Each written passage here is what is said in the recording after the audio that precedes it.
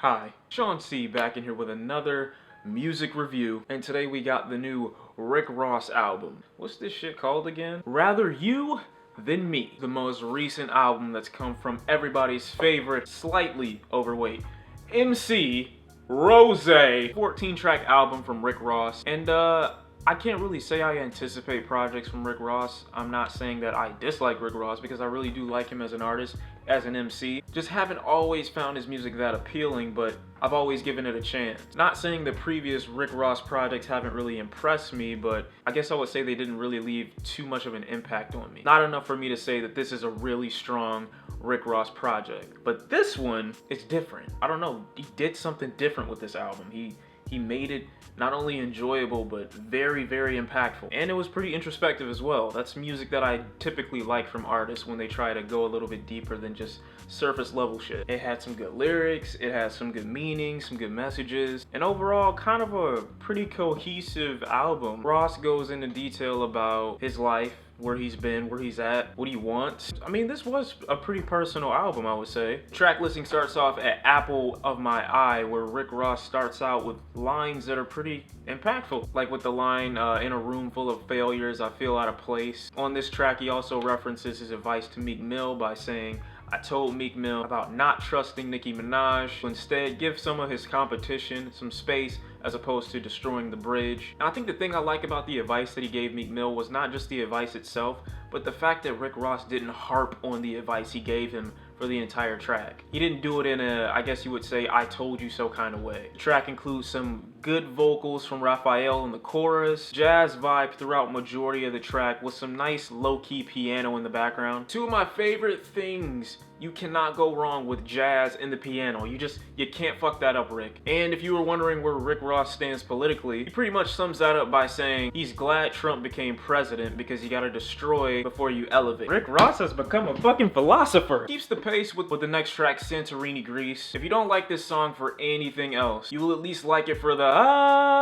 vocals throughout the track, with some noticeable saxophone playing as Rick Ross delivers some lines like, I prophesize your whole crew demise. I'm giving niggas jobs when I sing songs. White man love me when I get my bling on, but you hate me when I'm buying real estate in foreign land. Just a well-built track overall to me. Though I do like this track, at some points it becomes a little confusing as Ross tries to reference other locations, but on the chorus of this thing, or I guess I wouldn't really call it a chorus, he says he puts Santorini Greece on the map, so I'm thinking he's gonna reference that location throughout majority of the song. But he's referencing places like ATL, Shorty's Got Back in B-More, which makes me question why he named the track the way he did. What you doing, Ross? Now, Idols Become Rivals was a bad track gone good, because it opens up with lines that are just so unnecessary from Chris Rock. And it just seems like Chris Rock was added to this track to add authenticity to Rick Ross's rap. I mean, it wasn't necessary at all. See, Ross, this is why you don't get drunk with people you don't know. Because you start talking and they start hyping your ideas up, you probably say, you know what will be really cool is if I got Chris Rock to get on the intro of one of my tracks. And you got a bunch of people who aren't your friends around you telling you, yeah man, that's a great idea. And you drunk text Chris Rock and ask him to be on the intro of this track for not 10, not 20, but almost 40 fucking seconds. Once you get past that, Ross's delivery and vibe throughout the track almost instantly makes this thing a street anthem. Ross adds a lot of context to this song and makes it really easy for you to see things from his perspective by referencing points at which he had these idols and they disappointed him when he met them because he found out that they wear fake jewelry, they don't really own the cars that they flaunt and flex. He also gives a shout to the clothing brand Truck Fit, as he states that's where his 45 is located. A bar that confused me at first because I thought this dude was talking about the actual trunk of his truck. You're a fucking idiot. Fuck. He just adds more fuel to my thought process by starting his next line with, fuck a skateboard, I went and bought a Wraith Boy. The latter part of this track is a huge diss towards Birdman, as he refers to Birdman as a Catholic priest, and Lil Wayne is basically getting fucked by his label.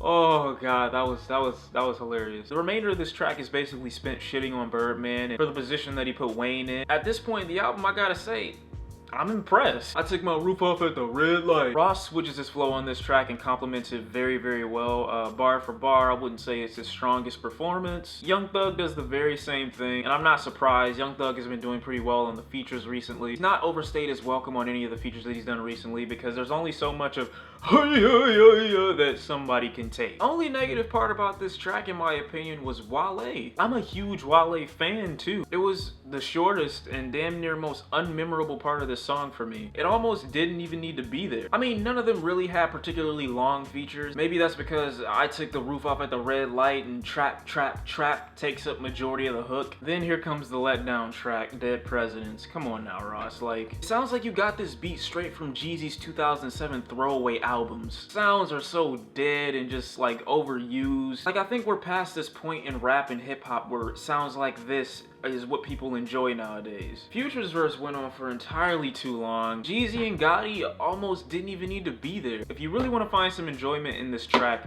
I would recommend going to find a very old episode of Elmo or Sesame Street and playing this in the background, because you will die laughing. Then we got the next track, She On My Dick. This is another okay track that features Gucci Mane, where Rick Ross and Gucci basically reference the moves that they've made, and now it makes sense for women to be all over them. The real highlight here is when Gucci says, I just want to paint her face like it's Maybelline. Gucci, you never disappoint. Ross takes a similar turn on the next track, I Think She Like Me. Same narrative, delivers some more comedy bars. If her pussy dry, I call her Beetlejuice. On the track Powers That Be, a wild Chris Rock appears again. Moving on from that, this is a track where Ross is doing both shit, kind of giving us what could be defined as a diary entry. One line where he basically says he's bringing his crew out of the dark ages by introducing them to a new way of living. And the thing about this track is I like how he isn't overshadowed by Nas, although you might be able to attribute that to the fact that Nas's feature is probably like 45, maybe 50 seconds. Even though Nas isn't on here for that long, he still gives some good energy, delivers some nice bars, grabs your attention. One that I liked in particular is when he says, stick or get stuck, get killed or get buck, a blessing or luck. Just a good overall rap track. On the next track, Game Ain't Based on Sympathy. This is probably one of the more beautiful tracks to me because it's a track where Ross gets deep, he gets introspective, he lets us know about his desires, his pains, his passions, his wants, references people that he knows, saying that I got a homie that's got 20 bodies, he only leaves the house once or twice a month, how he no longer is gonna beef with rappers, gonna have his street mentality and, you know, do it the way he feels it should be done, because beef at this point is just a waste of time for him, which I agree with. He's doing this over some more very beautiful jazz vibes in the background, just handling his business on the track as he just spits his life and spits facts. Scientology has a similar vibe where Ross talks more about things that are going on in the world, and it's kind of set over some really very nice, beautiful production in the background. Probably a very replayable track in my opinion, just because it's surprising to see what he says over an instrumental like this. We get features on this thing, like a feature from Meek Mill, Yo Gotti, Jeezy, Loaf. Features that I think are, you know, okay at the very least. I mean, I think Meek Mill on the track Lamborghini did a decent job of trying to relay a message, even though the whole that's not cool thing, I hate when anybody ever said, like, the word cool is not cool. I don't know why. I never liked it in rap songs. Ross really is the star of this album to me. I mean, even though he's got some features on here, and I don't think it'll be the craziest album anyone's ever heard, I do think for Ross, it's a step in the right direction because this is gonna leave an impression on people. If you never listened to Rick Ross before and you heard this album, I would say it will probably trigger you. Maybe trigger is the wrong word. It might make you want to go check out his previous music. The thing about this album is his music in the past isn't really like this, or I guess in the way or the context that it's done, way it's done, production wise. I think Rick Ross is aware that for the last track most albums are pretty weak. So for his last track, Summer 17, I guess he wanted to give something a little bit more than just a boring 7-minute long outro, which I understand, but I probably would have preferred that over what I did get, because the feature from Yo Gotti, again, I didn't need it, and what Ross had to say in that verse wasn't really substantial enough or eye-grabbing for me to be like,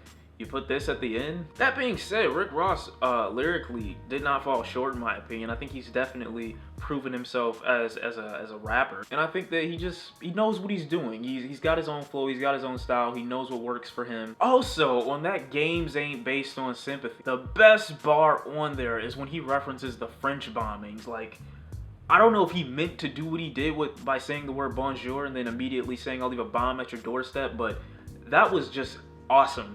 This thing really doesn't get boring. It gets slower at some parts, like on Triple Platinum that features Scrilla. I thought it was just another rehash of everything that we've already heard Rick Ross discuss, but just in a very lengthy, less interesting way. That being said, Rick Ross fans will definitely enjoy this album. Non-Rick Ross fans will at least be intrigued by this album. And if you're a little indifferent like I was, meaning that you don't mind listening to Rick Ross, but he's not your favorite either, you're probably gonna like this album. Because, you know, if nobody else represents the city, he has to. I'm gonna give this thing an 8 out of 10. I definitely like where Rick Ross was going with this track.